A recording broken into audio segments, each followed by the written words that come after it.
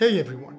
So after selling my beloved FJ Cruiser in Iran 4 years ago, which I had so many memories with, including numerous off-road trips to Iran's deserts where we did sand dune driving, I finally pulled the plug and bought another one just like it, this time from Oklahoma.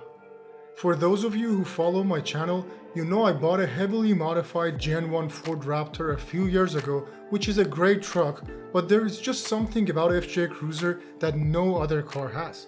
I was in love with my old FJ so much that I actually found a similar color, which was brick red, and the same year being 2011. This means they were both manufactured in the same factory in the same year.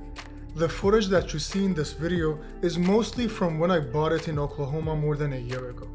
I bought a fully stock one, and I have done some modifications since then, including putting 34-inch tires, king shocks, and a Tinkerer front bumper, which I love so much, but those are for another video. Today, I would like to take you over my road trip from Oklahoma back to California, which I took with my wife. We stopped in Arizona to do some off-roading as well, which was a ton of fun. I will show you lots of great footage and talk about the FJ Cruiser and my road trip experience. There will be a separate video about the FJ after the modification, so definitely stay tuned. So first of all, let me mention that I loved Oklahoma so much. There definitely was a beauty to it, and people were so nice and genuine, which is becoming very rare these days. I had so many small talks with people in the city. We bought the FJ from Stillwater, which is a town north of Oklahoma, and drove towards Oklahoma City right away. We visited National Cowboy and Western Heritage Museum, which I highly recommend, and then went around the city and spent some time in different places. The FJ performed great and felt just like the one that I had in the past when I first bought it stock. I was in love all over again. Now, driving from Oklahoma to California, we spent the night in Albuquerque, which was beautiful in my opinion and reminded me of Breaking Bad a lot. Albuquerque is only a few hours away from Flagstaff, Arizona, which has been one of my favorite places on earth to this day. We decided to do some mild off-roading in Sedona and test the FJ a little before driving back to California. Now let me mention that a stock FJ Cruiser is extremely capable off-road as long as you have proper tires.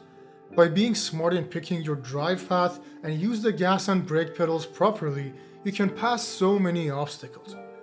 Putting larger tires and a lift definitely help, but they are not necessary for most situations. I remember taking my stock FJ to sand dunes in Iran when I first bought it, and it was performing amazing. I actually broke the front bumper exiting a few very slopey sand dunes, but the power of the FJ relative to its size makes it a beast in sand dunes in my opinion. The 4-liter 1GR FE engine in the FJ is a great and reliable engine and offers good amount of power for a vehicle the size of FJ. It is the same engine that 5th Gen 4Runners and some other Toyotas use, but due to the smaller size of the FJ and less weight, it definitely feels punchier, which is great.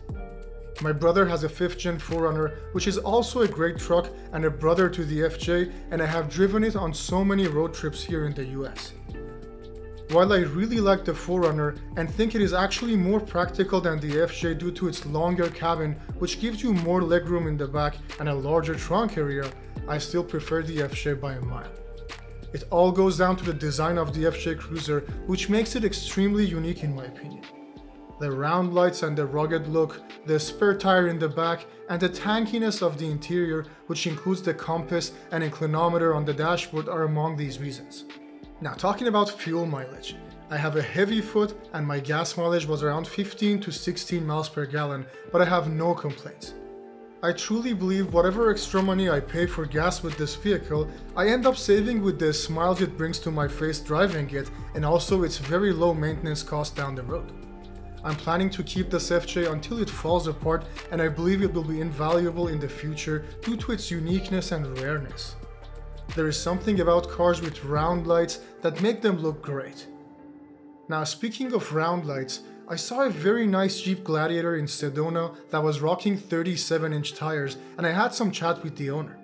Gladiators are very capable trucks and I enjoy seeing them where they shine the most, which is off-road. Now back to FJ. We had hours of off-roading in Sedona, and the FJ did not disappoint even in its stock form. I believe I made the right choice buying it and will probably pass it on to my kids.